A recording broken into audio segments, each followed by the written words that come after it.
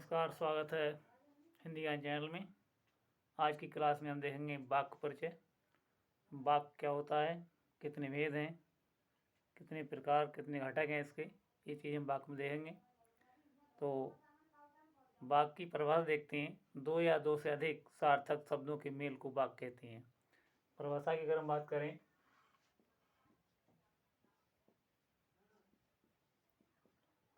वाक्य की परिभाषा तो दो या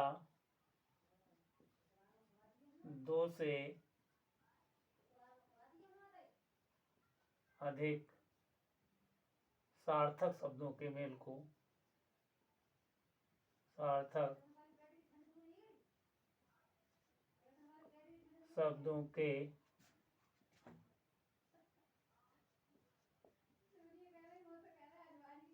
मेल को वाक्य कहते हैं। वाक्य कहते हैं। दो या दो से अधिक सार्थक शब्दों के मेल को वाक्य कहते हैं। वाक्य के भेद।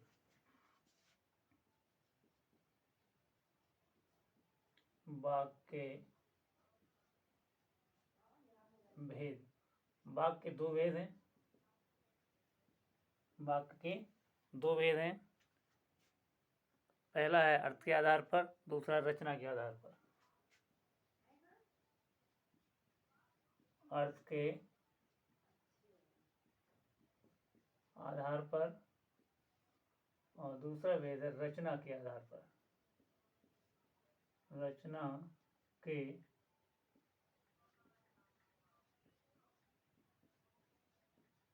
आधार पर। वाक्य के दो भेद, अर्थ के आधार पर और रचना के आधार पर। अब देखते हैं वाक्य के घटक।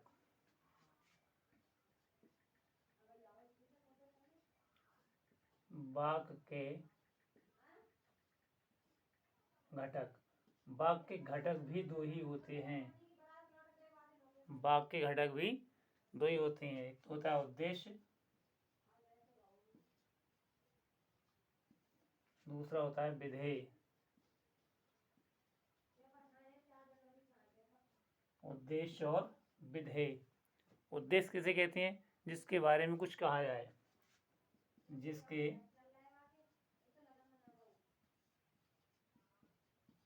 बारे में कुछ कहा जाए,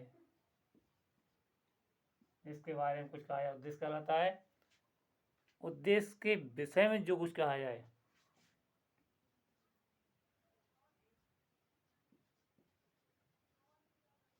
उद्देश्य के विषय में जो कुछ कहा जाए वो विधेय कहलाता है। वाक्य के दो घटक। घटक कितने? दो। भेद कितने? दो। दो या दो से अधिक सार्थक शब्दों के मेल को वाक्य कहते हैं। वाक्य के भेद दो, अर्थ के आधार पर और रचना के आधार पर। वाक्य घटक उद्देश्य, जिसके बारे में कुछ कहा जाए। विधेय, उद्देश्य के विषय में जो कुछ कहा जाए क्या कहलाता है? वाक्य का घटक यानी विधेय कहलाता है। अब देखते हैं नंबर एक, अर्थ के आधार पर।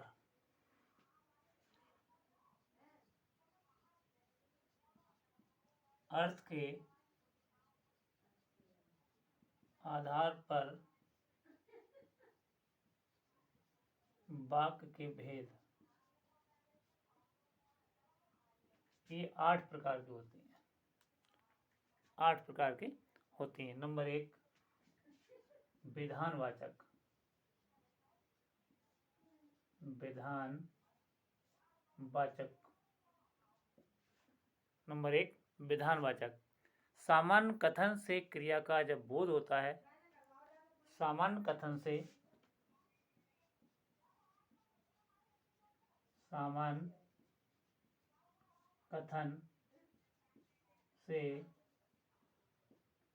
क्रिया का बोध हो, सामान्य कथन से क्रिया का बोध हो तो वहाँ विधानवाचक वाक्य होता है। तो वहाँ विधानवाचक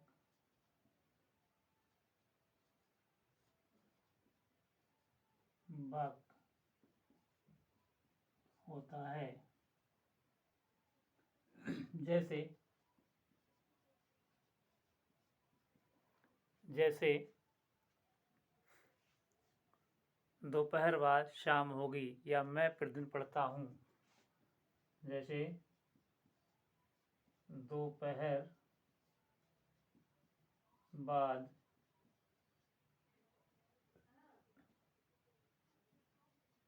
शाम होगी। दूसरा वाक्य, मैं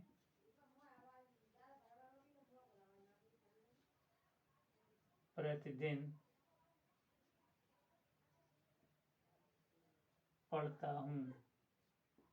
मैं प्रतिदिन पढ़ता हूँ। जहाँ पर सामान्य कथन से क्रिया का बोध हो जाए, जनरल कथन से क्रिया का बोध हो जाए, तो वहाँ पर विधानवाचक वाक्य होता है। दूसरा नंबर है आज्ञार्थक।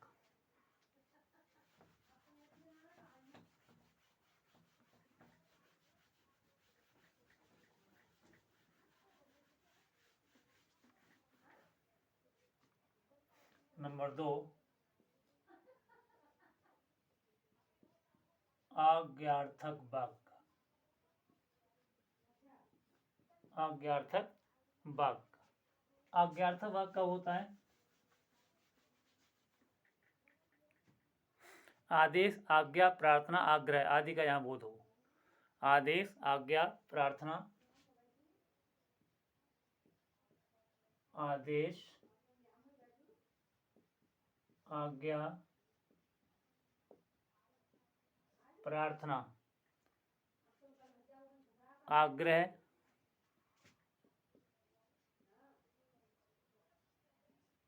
आदि का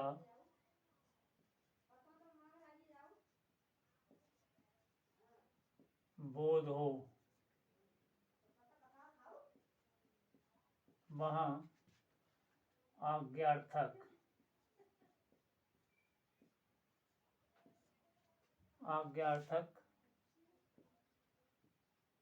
वाक्य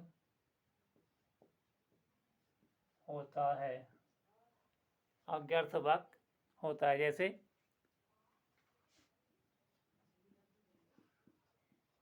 जैसे यहाँ से चले जाओ, यहाँ से चले जाओ। दूसरा है इधर बैठो,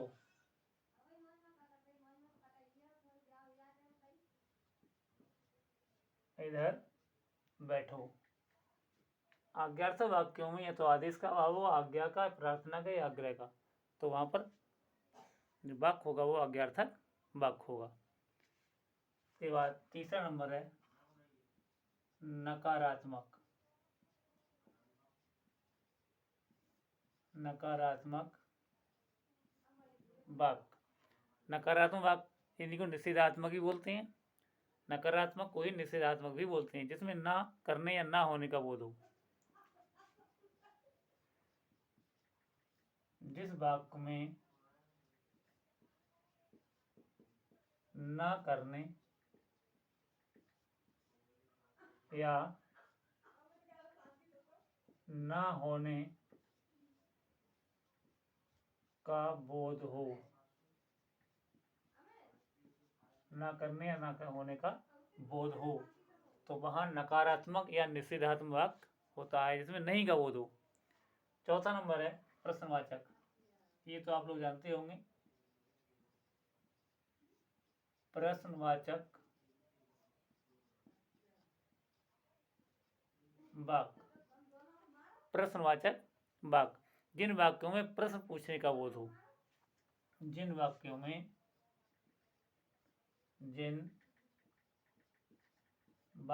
में प्रश्न पूछने का बोध हो, वहाँ प्रश्नवाचक वाक्य होता है। जैसे जैसे क्या राम काम कर लेगा, जैसे क्या राम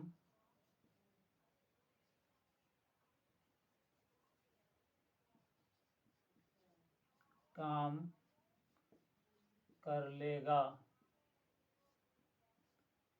क्या तुमने अपना पाठ पढ़ लिया, क्या वह चला गया। इस प्रकार के यहाँ पर प्रश्नवाचक वाक्य होते हैं, तो उनमें क्या, क्यों, किसने, कैसे, इस प्रकार के शब्द यहाँ पर आते हैं। 5 नंबर है इच्छावाचक।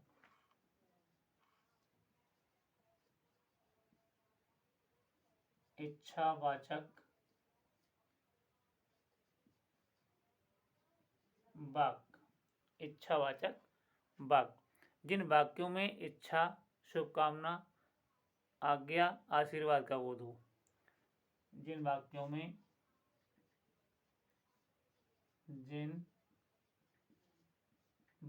में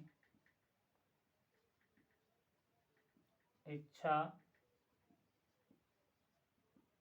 शुभकामना,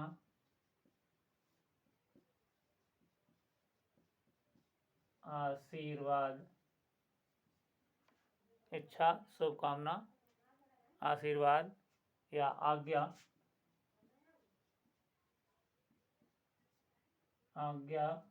का बोध हो, आज्ञा का बोध हो, तो ऐसे वाक्यों को कहते हैं इच्छावाचक वाक्य कहते हैं। 6 नंबर है संदेहवाचक। संदेहवाचक वाक्य, संदेहवाचक वाक्य जिन वाक्यों में संदेह या संभावना का बोध हो। जिन वाक्यों में संदेह या संभावना का बोध हो, संदेह संभावना का बोध हो। जैसे अब तक राम पहुंच चुका होगा। जैसे अब तक राम पहुंच चुका होगा, या संभावना भी व्यक्त की गई है, पहुंच चुका होगा। कहीं वह खो न जाए, कहीं वह खो न जाए, तो यहाँ पर संदेह हो रहा है और यहाँ संभावना। 7वां नंबर संकेतवाचक।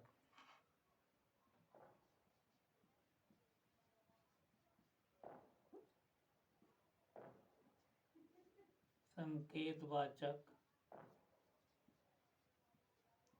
वाक्य, संकेतवाचक वाक्य एक क्रिया का होना दूसरी क्रिया पर निर्भर करता है। जहाँ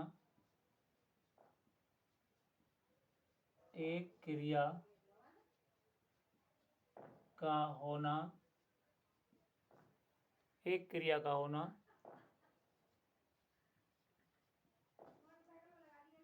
दूसरी क्रिया पर निर्भर हो, एक क्रिया का होना दूसरी क्रिया पर निर्भर हो, तो वहाँ संकेत हुआ। जैसे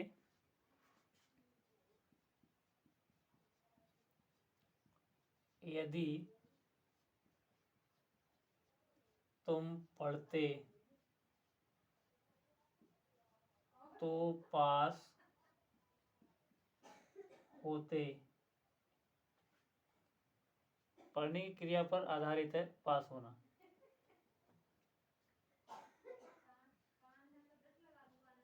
यदि वर्षा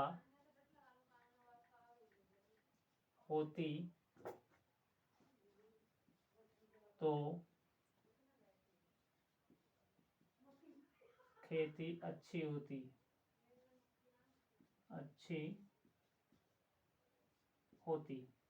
तो एक क्रिया पर दूसरी क्रिया का निर्भर होना क्या कहलाता है?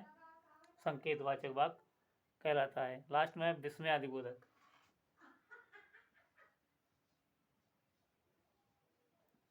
विस्मयादि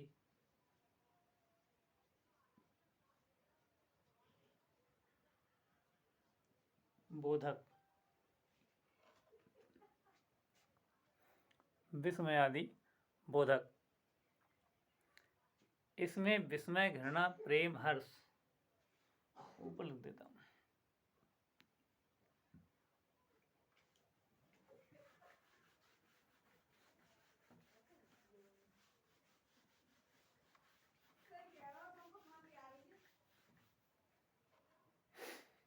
विस्मयादि बोधक 8वां नंबर। विस्मयादिबोधक।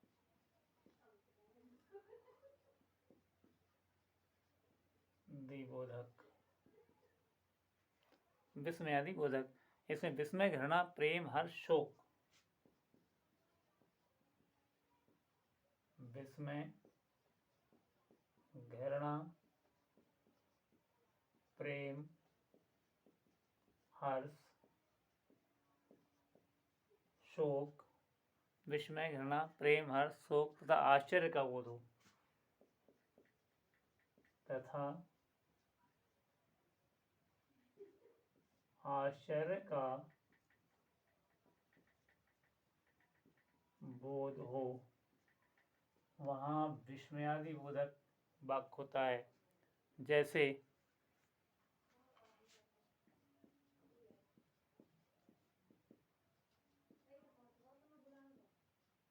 वाह, तुम तो बाजी मार गए।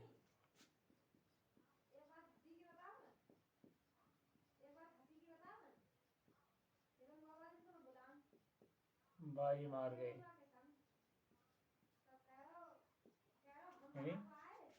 जैसे अरे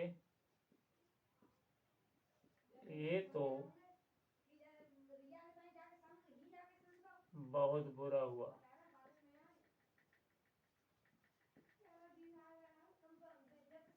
ये तो बहुत बुरा हुआ। तो ये रहे वाक्य कौन से? अर्थ के आधार पर।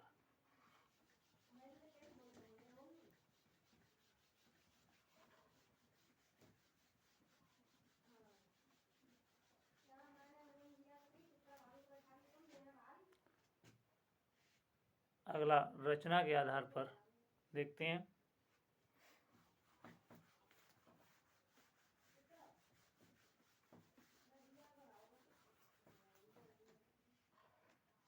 रचना के आधार पर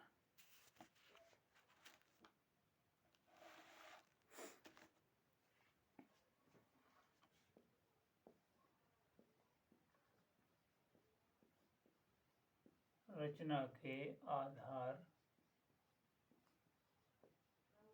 पर ये 3 प्रकार के होते हैं।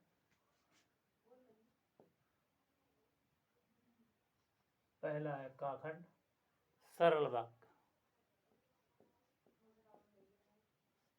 सरल वाक्य।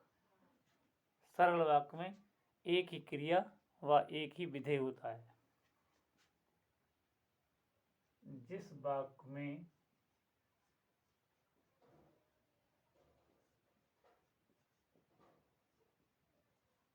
एक ही क्रिया हो एवं एक ही विधेय हो, वह सरल वाक्य होता है। सरल वाक्य होता है। जैसे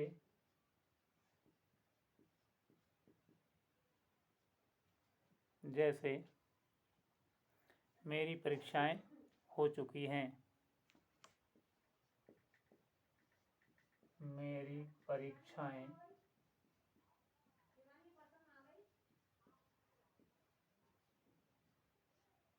हो चुकी हैं। मेरी परीक्षाएं हो चुकी हैं। यहाँ उद्देश्य क्या है? मेरी परीक्षाएं एक उद्देश्य है।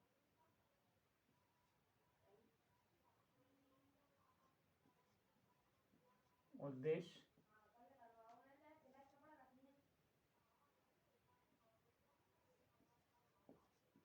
मेरी परीक्षाएं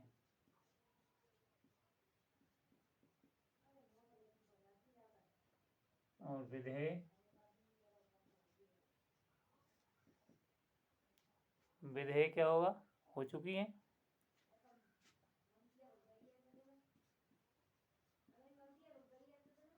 हो चुकी है, ये विधेय हो गया। तो एक ही उद्देश्य एक ही विधेय यहाँ पर हो, वहाँ पर सरल वाक्य होता है। दूसरा है खा नंबर, संयुक्त वाक्य। संयुक्त वाक्य एक से अधिक उपवाक्य होते हैं। इसमें एक से अधिक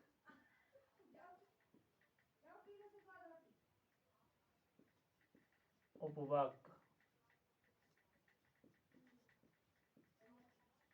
होते हैं। एक से अधिक उपवाक्य होते हैं और सभी उपवाक्य स्वतंत्र होते हैं और सभी उपवाक्य स्वतंत्र सभी उपवाक्य स्वतंत्र होते हैं। स्वतंत्र होते हैं। जितने उपवाक्य होते हैं सब कैसे स्वतंत्र होते हैं। इसकी जो पहचान है,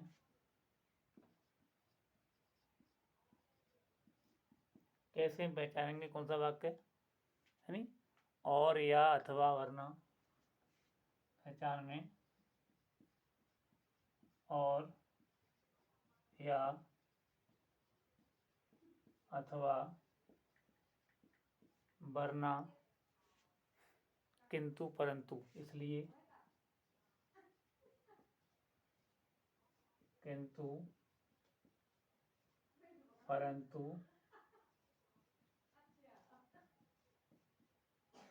इसलिए संयोजकों से जुड़े होते हैं। इसलिए आदि संयोजकों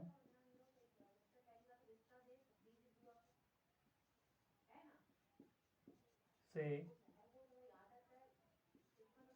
जुड़े होते हैं।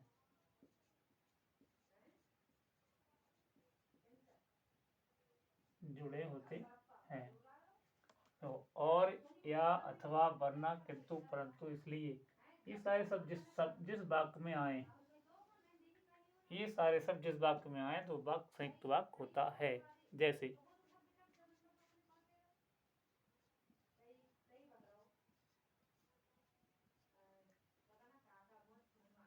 वह हर समय खेलता है इसलिए पढ़ नहीं पाता। हर समय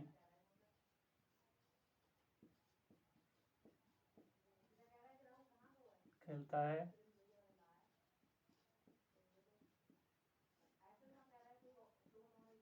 पढ़ नहीं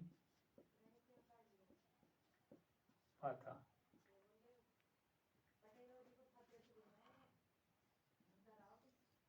गा नंबर मिश्रित वाक्य।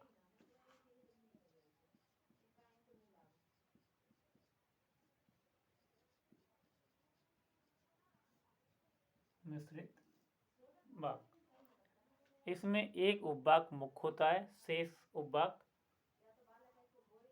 मुख्य उपवाक्य पर आश्रित होते हैं। इसमें एक उपवाक्य मुख्य होता है और शेष उपवाक